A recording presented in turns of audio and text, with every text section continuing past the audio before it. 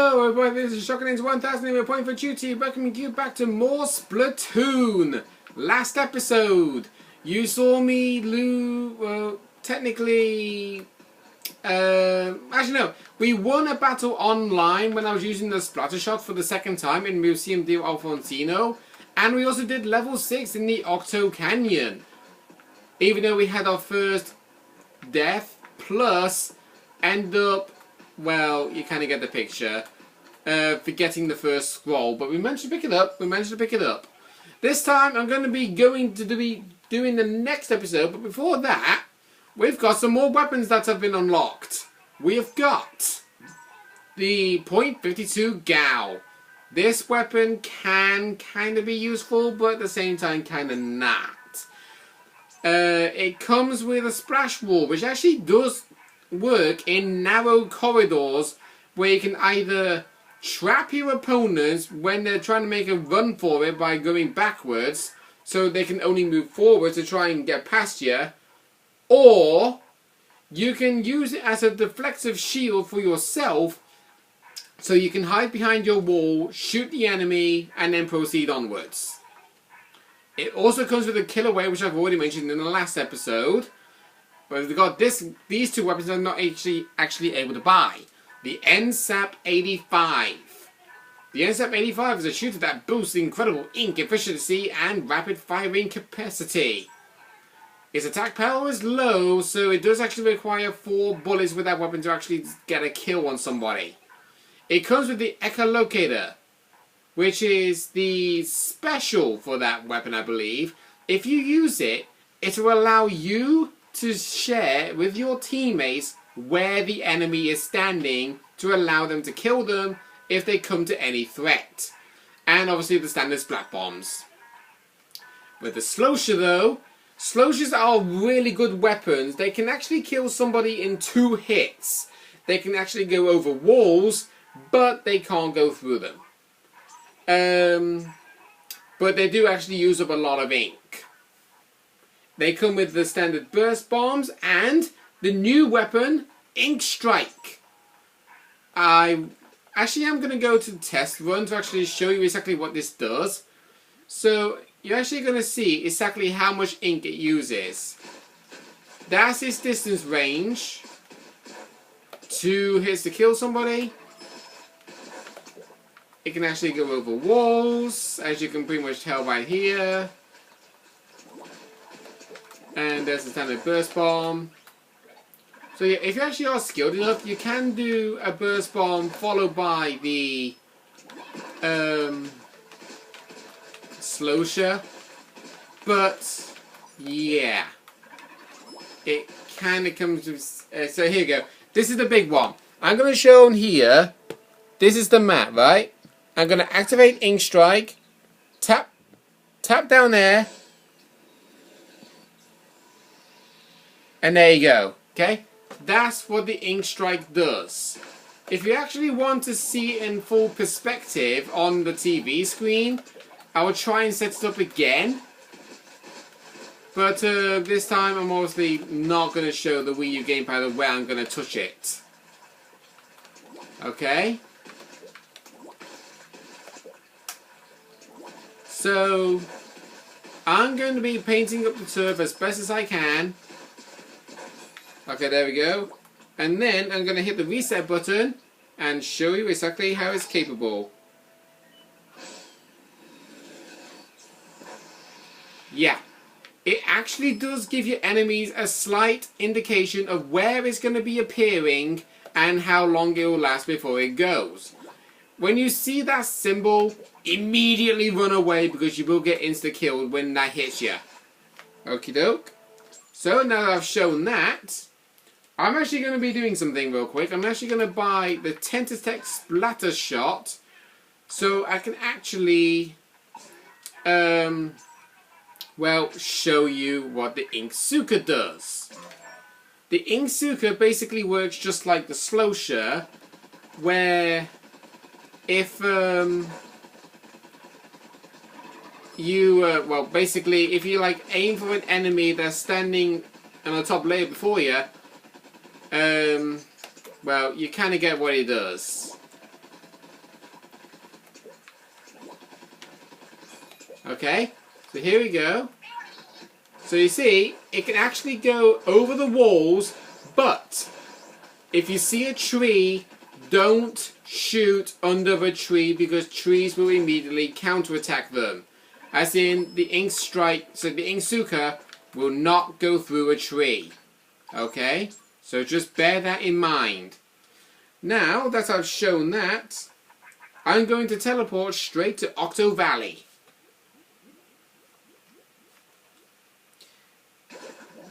And we're going to be doing our next mission. Mission 7. Spreader Splatfest Ink Stains and Terror Drops. Sorry, Teardrops. Terror Drops. Oh, God. Well, technically, you kind of get the gist. So, here we go. We got these little spreaders. You got to watch out for them because they actually do spread enemy ink all over the place. We got that blowfish again. They will automatically counterattack whichever ink you spray on the ground. So, just bear that in mind. Whoops. Okay.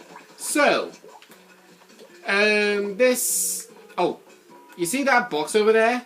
Yeah. Guess what's inside that box? I think you will know already. Get some armament. Good, we really do need armament. Now, in this bit, you can actually do two things. One, you can either shoot the wall and climb up, or two, you can actually climb up with this through the spreader. So I showed you the wall. Oh, there's one of those guys. Are we actually? Okay, I guess we're not. Okay, so we're gonna have to climb up the wall legit in this one. Use the blowfish's help for this. Now we'll use the ink rail. So what's your favourite food? I'm partial to a nice biscuit. I don't blame you, Captain Cuttlefish. Everybody loves a good biscuit with a cup of tea. Now, we got these spreaders over here. What you can actually do, you can actually ride them to under areas. There might be hidden secrets along the way, like that box down there. So, how do you get that box? Well, I already showed you. We just get rid of that. So you got these... Whoa, oh my god! That was lucky. I knew there was going to be a spreader down there, but I didn't think it was going to be like right there and then. So there we go. There is the sunken scroll for this level. Oh, actually, there probably actually might be something I want to ask, but I can't exactly think at the minute. Because I'm just... Oh. That actually will roll over to the next area. Just gonna climb up the wall, get a next checkpoint, drop down on the other side. Another octocopter. Not interested in you. Now, we do have Octo Troopers sitting on these rails, showing you that you can actually ride them, as I'm showing you right now. It just really is not that easy to think of something to say, is it? Okay, so let's take the ink rail. Get some more armament. Hi! Okay, so there's our way out. So we're going to drop down, jump into this, and final checkpoint. Now, this bit actually can get a bit of a joke, if you ask me. So we're just going to sit here. You can actually kill all the Oct Troopers if you want, but I'm just going to say screw them. Get the sapfish. There we go. End of the level. There's actually something that actually you haven't really shown that you can do if you actually replay a level. Those sapfish. Oh, hang on, scroll first. The ink sprayed during a turf war vanishes almost immediately after the battle ends. How environmentally friendly and incredibly convenient. Okay.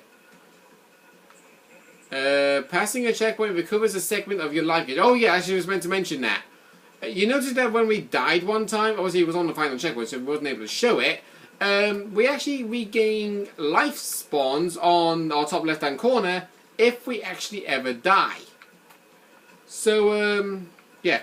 What I'm going to do is I'm going to go back to level 1 and I'm going to play it.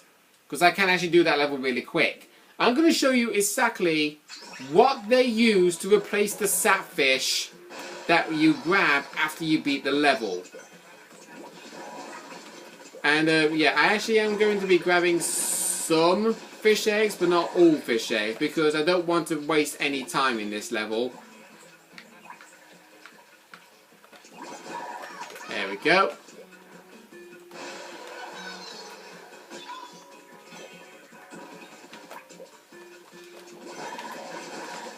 Yeah, I'm just gonna go rushing in headfirst into the danger. Not really a clever idea.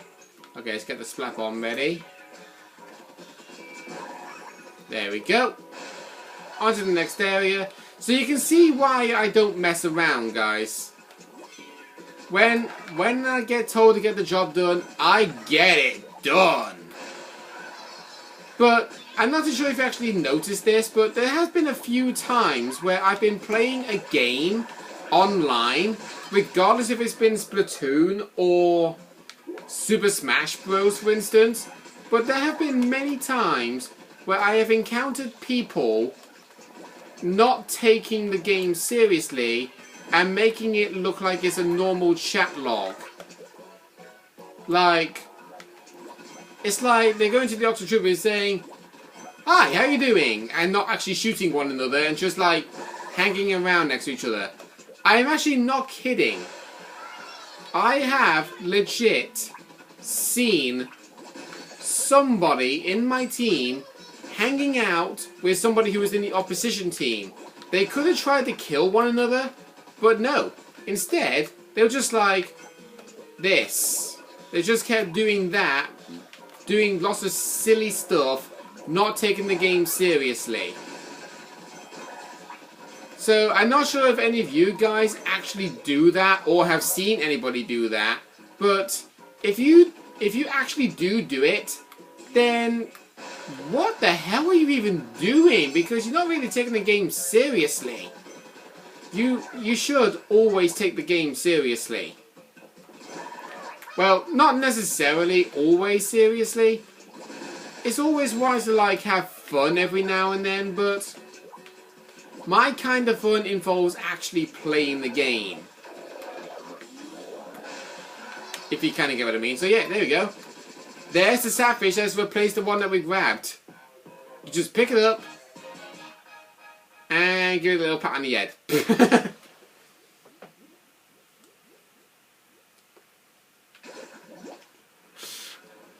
Right then, let's go back to Inkopolis and go to the lobby. Because obviously we still have the same battle areas. But I did promise you guys I will be showing every single weapon as they go along as they come along. And I actually currently have the Splat Charger equipped. I will be showing you how I basically battle with it, and believe me, it's not good. So you probably might see me lose a few matches. Might. I'm not saying you will, I'm saying you might.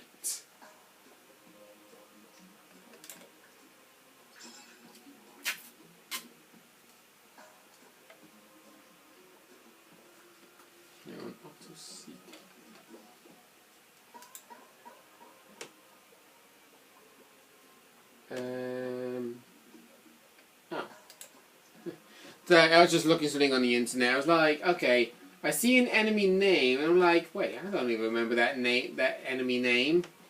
And I just then realised exactly who it is that we're talking about.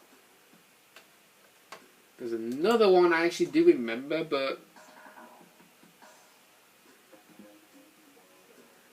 oh, okay. Right.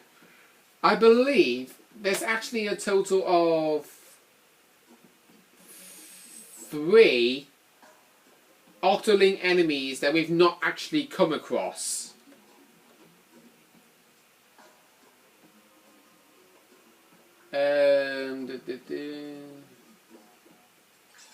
Yeah, in case you're wondering why I keep going do all the time, it's because I like to hum tunes, okay?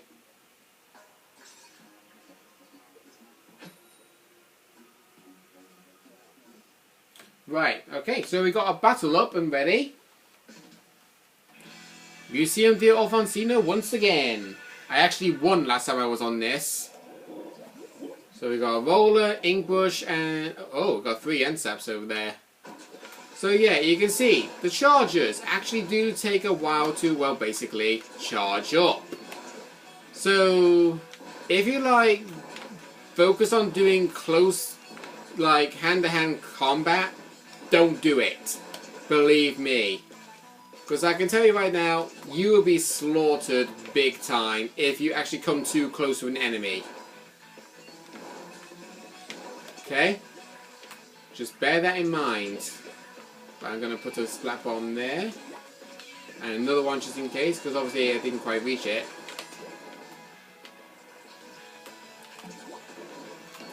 Okay. Oh, there's one of my teammates there. Okay, so Splat Bomb Bomb Rush.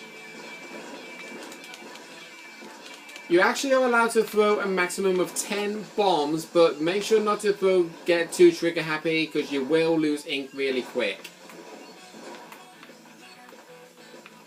Okay, just being careful not to fall in the water. Wait, have we got 2 snipers on our team?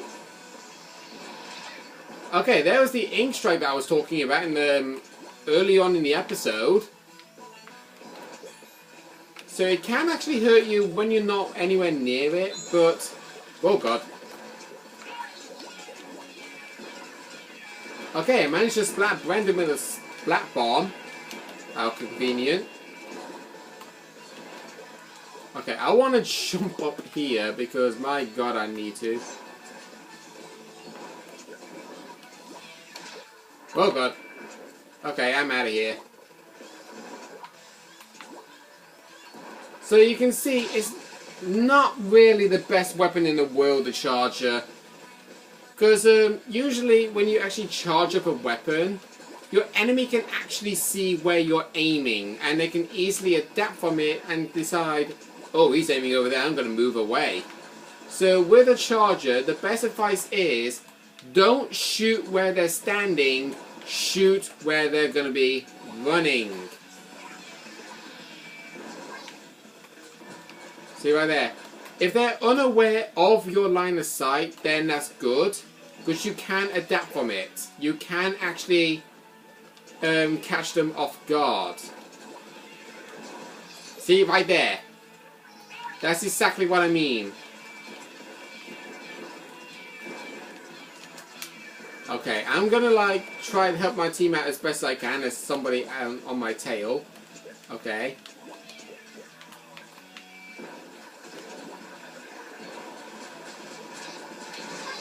Right, I did manage to kill Chloe with a close-to-close combat, but you saw how many bullets it took to kill them. And somebody actually did that ink strike strategy that Callie mentioned when Mahi Mahi Resort was introduced in the rank battles. Okay, so I've showed you how well I can perform with the charger. Not really the greatest, but when I actually did one of my battles off camera, I actually did lose it, but I managed to get 6 kills with that weapon one time, but they were mainly due to splat bombs. So I'm now going to switch to a weapon that I'm actually going to be more suitable with. The Tentatech Splatter Shot. I'm going to keep the headgear on, and I'm going to switch, actually, yeah, I'm going to switch to this. And obviously, oh wow! Wow, Red High Horses actually got Inksaver main as both a main and special ability. Nice! Now, if I actually get a certain item to actually increase the slots, and hopefully I can get ×4 of that, that's going to be one really good piece of equipment. Okay, let's get the neon green sea slugs out. And see how we go.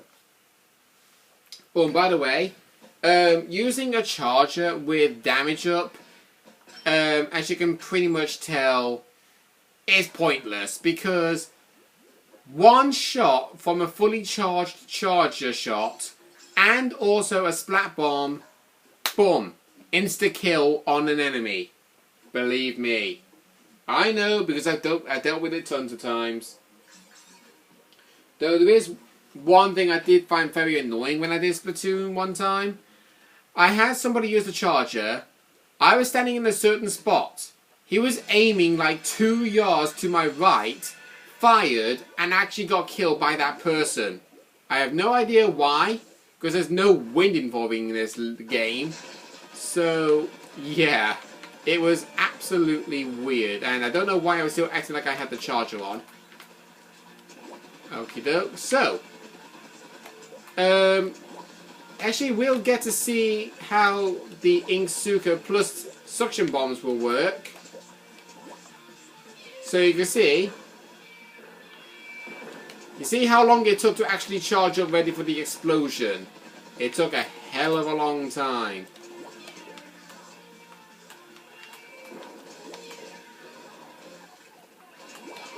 So there you go. Put it up on the wall. Surprise the enemy. Done. And now for the Inksuka. Didn't actually show much of it because I got killed. But you saw that I managed to get it over a wall, at least. That's the biggest concern I actually wanted to show you. I think somebody set up an ink strike there. That's probably why there's enemy ink there. Oh, somebody set up an echolocator, but it's only triggering on one person, so that's not really a helpful echolocator. Right, so just paint as much area as I can because my enemies never actually focus on painting this area. I do not know why. It's almost like they believe that this area doesn't even exist. Oh god, oh my god, I nearly fell in the water then.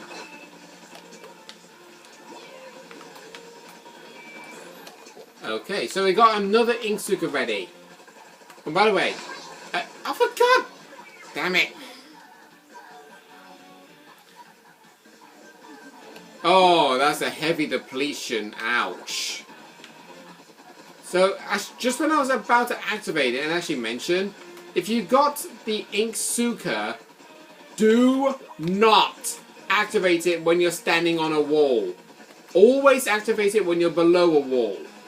Because if you activate it when standing on a wall, the horizontal... Yeah, not horizontal. The vertical spiral that you fire will actually go over people's heads. I am not kidding. It actually does happen.